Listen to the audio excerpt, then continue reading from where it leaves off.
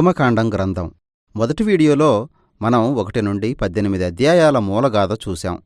దేవుడు ఫరోని ఓడించి ఇశ్రాయేలీయుల్ని బానిసత్వం నుండి విమోచించడం, దానికోసం ఆయన పస్కా గొర్రెపిల్ల రక్తం ద్వారా మరణం నుండి తప్పించుకోవడానికి చేసిన ఏర్పాటు చూశాం. తరువాత దేవుడు తన ప్రజల్ని ఎర్రసముద్రం గుండా అరణ్యంలోకి నడిపించాడు. అయితే ఆశ్చర్యమేమిటంటే వారు అక్కడ మోషేపై సనిగి ఎదురుతిరిగారు. మోషే ఇశ్రాయేలీయుల్ని సీనాయి కొండ దగ్గరకు నడిపించడంతో నిర్గమకాండం 2వ సగభాగం మొదలయింది. అక్కడ దేవుడు వారిని కలిసి వారిని తనతో ఒక నిబంధనా సంబంధంలోకి ఆహ్వానించాడు. బైబిలు గాథలో ఇక్కడ మనం మరొక కీలకమైన సమయానికి వచ్చాం. దేవుడు తాను అబ్రహాముకు చేసిన వాగ్దానాన్ని కొనసాగించాడు. మీకు గుర్తుందా?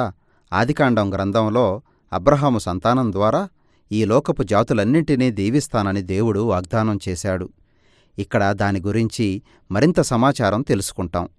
ఇశ్రాయేలు గనుక ఈ నిబంధనలోని విధులను పాటిస్తే దేవుని ధర్మశాస్త్రం, ఆయన బోధలు, ఆయన న్యాయం వారిని ఒక యాజకుల రాజ్యంగా తయారు చేస్తాయి.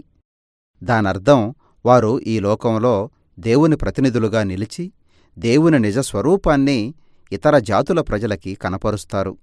ఇశ్రాయేలు ప్రజలు చాలా ఆతృతతో దేవుని మాటలకి ఒప్పుకున్నారు. కాబట్టి దేవుని సన్నిధి మేఘాలు, ఉరుములు, మెరుపుల మధ్య సీనాయి కొండపైన వారికి ప్రత్యక్షమైంది. ఆ ప్రజల పక్షంగా మోషే కొండపైకెక్కి వెళ్ళాడు. అక్కడ దేవుడు అతనికి తన ఒప్పందంలోని మౌలిక సూత్రాలైన 10 ఆజ్ఞలిచ్చాడు. ఆ ఒప్పందంలోని మౌలిక సూత్రాలు ఏమిటంటే, దేవునికి ఇశ్రాయేలీయులకి మధ్య ఉండాల్సిన సంబంధ బాంధవ్యాలు.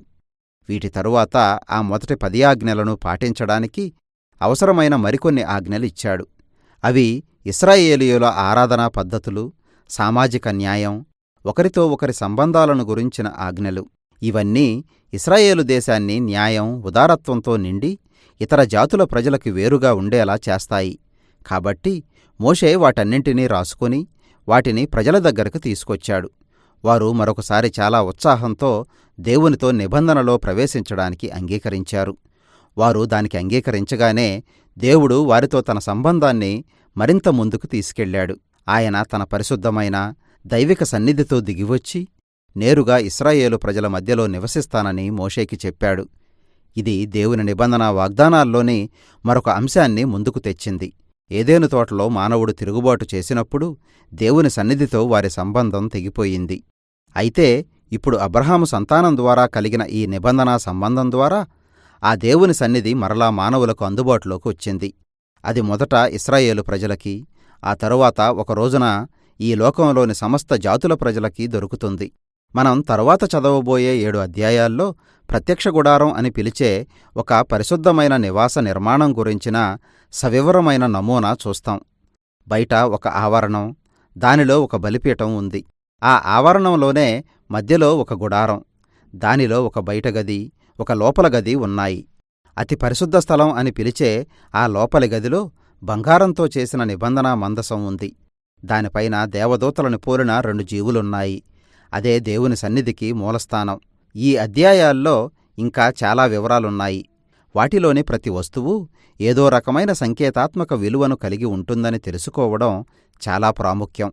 వాటిపైన చెక్కిన పూలు, దేవదూతలు, బంగారం, ఆభరణాలు ఇవన్నీ దేవుడు, మానవులు కలిసి సన్నిహితంగా జీవించిన ఏదెను తోటను గుర్తుచేస్తాయి. ఆ విధంగా ప్రత్యక్ష గుడారం కదులుతున్న ఒక ఏదెను తోటలాంటిది అని చెప్పొచ్చు. ఇది దేవుడు, ఇశ్రాయేలు ప్రజలు శాంతి సమాధానాలతో కలిసి నివసించే స్థలం. అయితే అది కేవలం సిద్ధాంతపరంగా మాత్రమే. ఎందుకంటే సరిగ్గా ఈ సమయంలోనే ఒక తీవ్రమైన తప్పిదం జరిగింది. ఇశ్రాయేలీయులు ఆ నిబంధనని అతిక్రమించారు. మోషే ఆ కొండపైన ఉండి దేవుని దగ్గర ప్రత్యక్ష గుడారం నమూనా అందుకుంటూ ఉన్న సమయంలోనే కొండ కింద ఇశ్రాయేలీయుల శిబిరంలో ప్రజలు అసహనానికి గురయ్యారు. కాబట్టి వారంతా మోషే అన్న అయిన అహరోనుతో తమని ఐగుప్తు బానిసత్వం నుండి విడిపించిన దేవుడు అనుకొని ఆరాధించడానికి తమ కోసం ఒక బంగారు దూడ విగ్రహాన్ని చేసిపెట్టమని అడిగారు.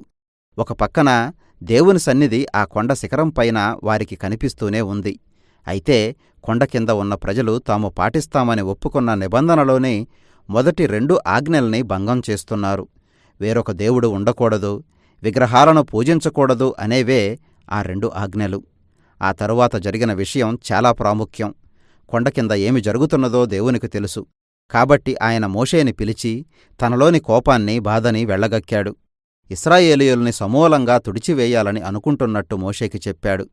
అయితే మోషే దేవుని స్వభావ లక్షణాలను జ్ఞాపకం చేస్తూ ఆయనను వేడుకున్నాడు. మొదటిగా ఇశ్రాయేలీయుల్ని నాశనం చేయడం అంటే ఆయన అబ్రహాముతో చేసిన నిబంధన వాగ్దానాలని మీరడమే. రెండవదిగా మోషే ఇతర జాతుల ప్రజల మధ్య దేవునికున్న గొప్ప పేరు, ప్రఖ్యాతల గురించి జ్ఞాపకం చేశాడు. నీవు నీ స్వంత ప్రజలనే నాశనం చేస్తుంటే ఆ ప్రజలంతా ఏమనుకుంటారు? దేవుడు మోషే చేసిన విన్నపాన్ని అంగీకరించి వెనక్కి తగ్గాడు. ఇశ్రాయేలు జాతిని మాత్రం క్షమించి వారితో తన నిబంధనని తిరిగి నూతనపరిచినా విగ్రహారాధనని ప్రేరేపించిన ఆ వ్యక్తుల్ని మాత్రం శిక్షించాడు. ఈ గాథలో సరిగ్గా ఇక్కడే మొట్టమొదటిసారి దేవుడు మోషేకి తన స్వంత గుణలక్షణాలని వెల్లడి చేశాడు. యెహోవా కనికరము, దయ, దీర్ఘశాంతము, విస్తారమైన కృపా కనికరాలు గలవాడు.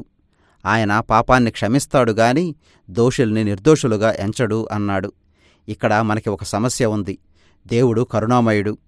అదే సమయంలో ఆయన మంచితనం నిలబడాలంటే మన పాపం గురించి ఆయన ఏదో ఒకటి చెయ్యాలి. అన్నిటికీ మించి ఎవరితో అయితే ఆయన ఒప్పందం చేసుకున్నాడో వారు అపనమ్మకస్తులైనప్పటికీ తాను మాత్రం తన వాగ్దానాల పట్ల నమ్మకంగా ఉంటాడు. దేవుడు ఇశ్రాయేలీయులతో తన నిబంధనను తిరిగి నెలకొల్పిన తరువాత ప్రత్యక్ష గుడారాన్ని నిర్మించమని ఆజ్ఞాపించాడు. ఇక్కడ మళ్లీ సుదీర్ఘమైన 5 అధ్యాయాలు ప్రత్యక్ష గుడారం నిర్మాణాన్ని వర్ణించాయి. ఇదంతా ప్రత్యక్ష గుడార నిర్మాణం పూర్తయిన చివరి అధ్యాయంలో క్రోడీకరించబడింది. దేవుని మహిమాన్వితమైన సన్నిధి దిగివచ్చి ఆ గుడారంపై దిగింది. మోషే ఆ గుడారంలోకి వెళ్లాలని చూశాడుగాని లోపలికి వెళ్లలేకపోయాడు. అది అతనికి సాధ్యం కాలేదు. ఈ విధంగా ఈ గ్రంథం ముగిసింది. నిజానికి ఇది చాలా ఆశ్చర్యంగా అనిపించినా వాస్తవంగా ఆలోచిస్తే అలా ఉండదు. ఇశ్రాయేలు పాపం దేవునితో వారి సంబంధాన్ని ఎన్ని రకాలుగా నష్టం కలిగించిందో మీరు చూడవచ్చు. ఈ గ్రంథం ప్రారంభంలో దుష్టుడైన ఫరో ఇశ్రాయేలీయుల్ని, దేవుని నిబంధన వాగ్దానాలను బెదిరించడం చూస్తాం. ఇప్పుడు ఈ గ్రంథం ముగింపులో ఇశ్రాయేలీయులే భయంకరమైన శత్రువులుగా మిగిలారు. వారి పాపం నిబంధన భవిష్యత్తుకు ప్రమాదకరంగా మారింది. ఇప్పుడు ప్రశ్న ఏమిటంటే, తన సన్నిధిలోని పరిశుద్ధత, మంచితనం, తన స్వంత నిబంధనా ప్రజలలోని పాపం, దుర్నీతుల మధ్య తలెత్తిన పోరాటం అనే సమస్యని దేవుడు ఏ విధంగా పరిష్కరించబోతున్నాడు?